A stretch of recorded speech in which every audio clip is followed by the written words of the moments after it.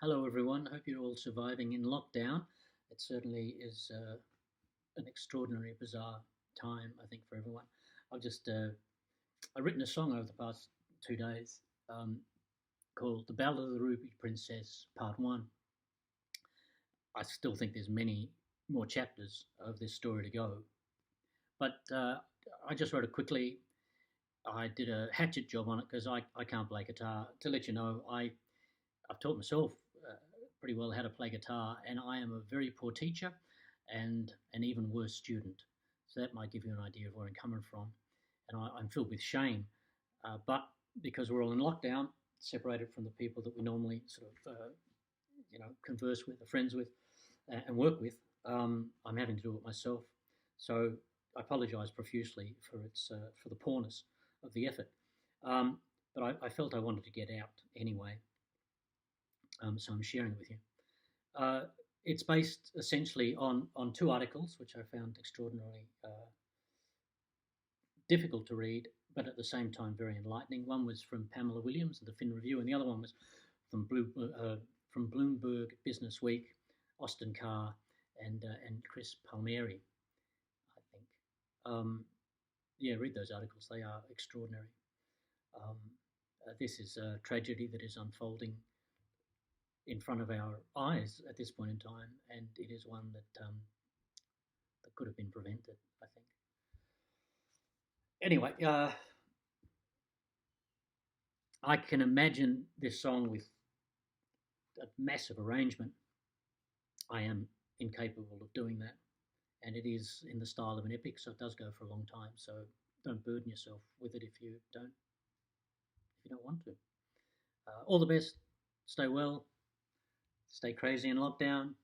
Make stuff, people. Make stuff. Well, it was March the 8th when we all set forth on a sightseeing tour bound for New Zealand shores.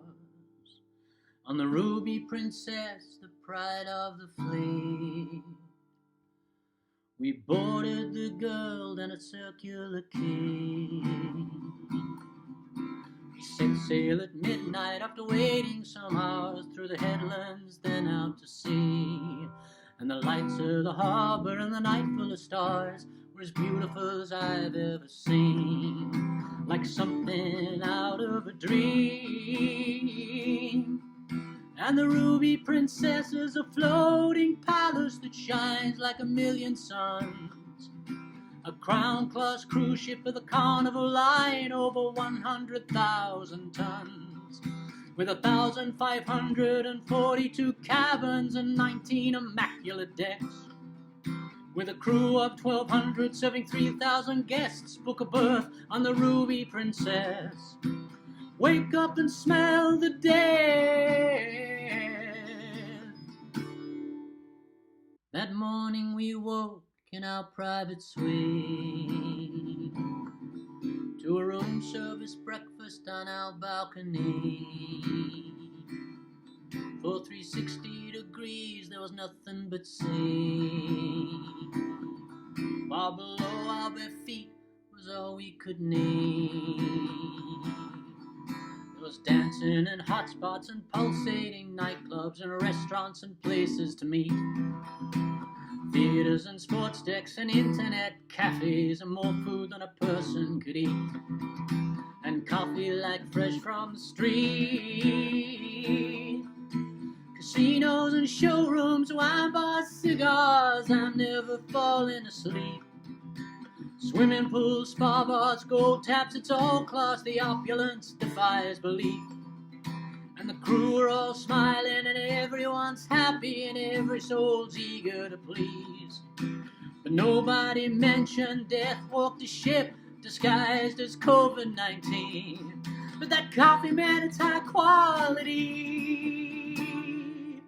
In the outside world, the death toll rose. So it's self-isolate, keep your mouths and doors closed. But on board the Ruby, what nobody knows is the true situation which they fail to disclose. 100 aboard had been told to self-isolate, a fact not shared with the rest of the guests who believed they were all still safe. But this was never the case. So who knew what and when did they know it? Did they knowingly endanger lives? The health of the passengers, the wealth of their shareholders, which did they most dearly prize? While on the decks of the Ruby, the virus was living, infecting all that it touched. But the parties kept going, and the food and wine kept flowing, and the carnival cruise never stopped. Past the Margarita boy, when Ruby reached Napier in New Zealand's north, COVID-19 was well established on board. Tour of the port to get out and explore. And the spectre of death also made it ashore. The kiss of the princess continues to spread. An ocean begins with a drop. They've traced cases back to that one fateful day when Ruby in Napier docked. This madness could have been stopped.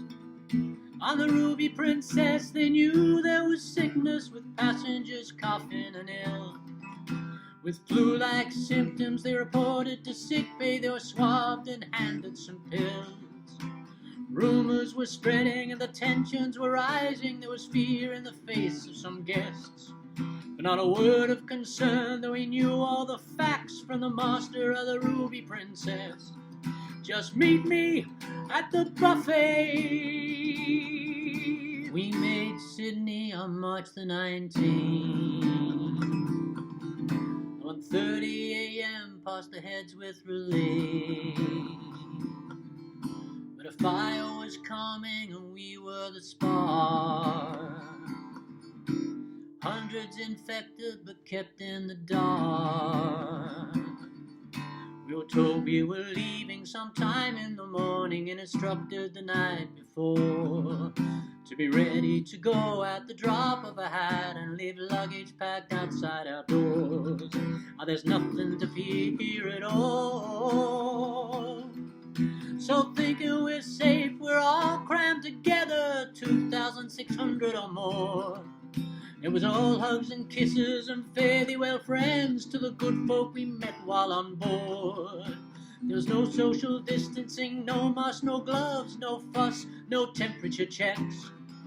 And we headed to every point of the compass when we left the Ruby Princess. I'll see you again, friends.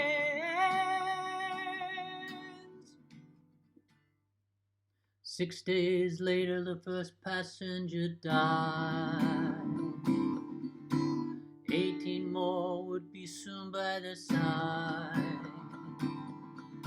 All safety precautions ignored or neglected.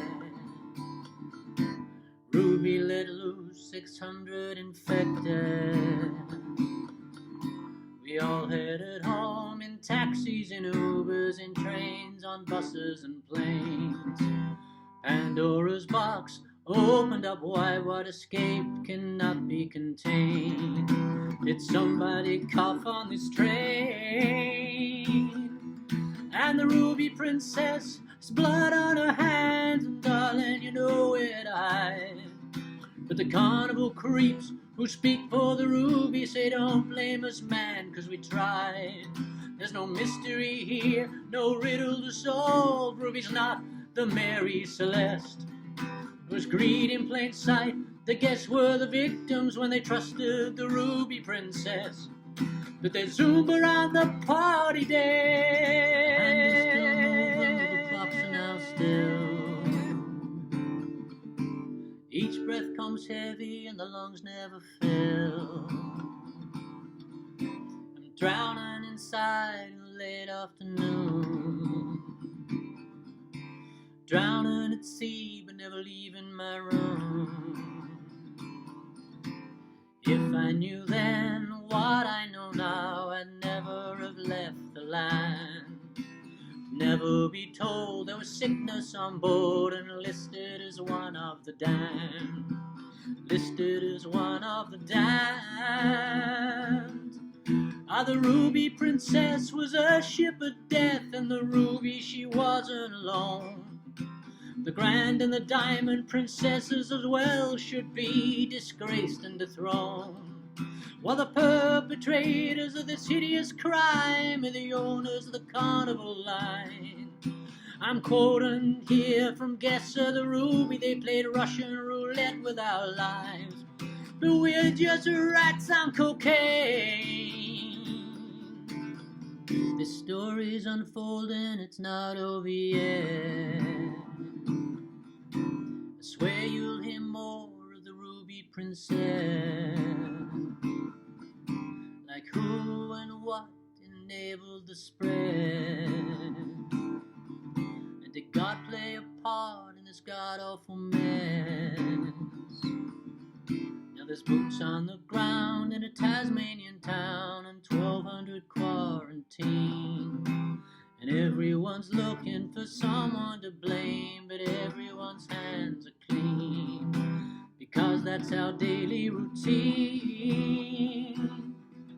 And the Ruby Princess was already infected, unclean from the previous cruise.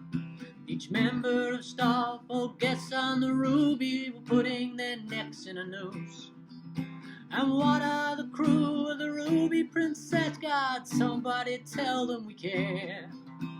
Trapped in Port Kembla with hundreds infected and continually going nowhere.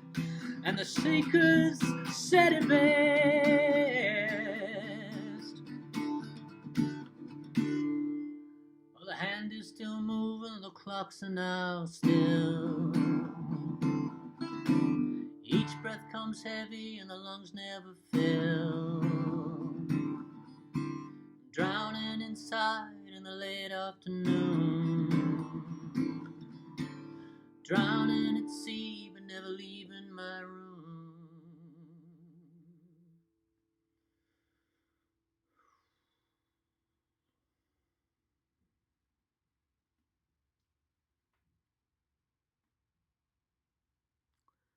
Part 1.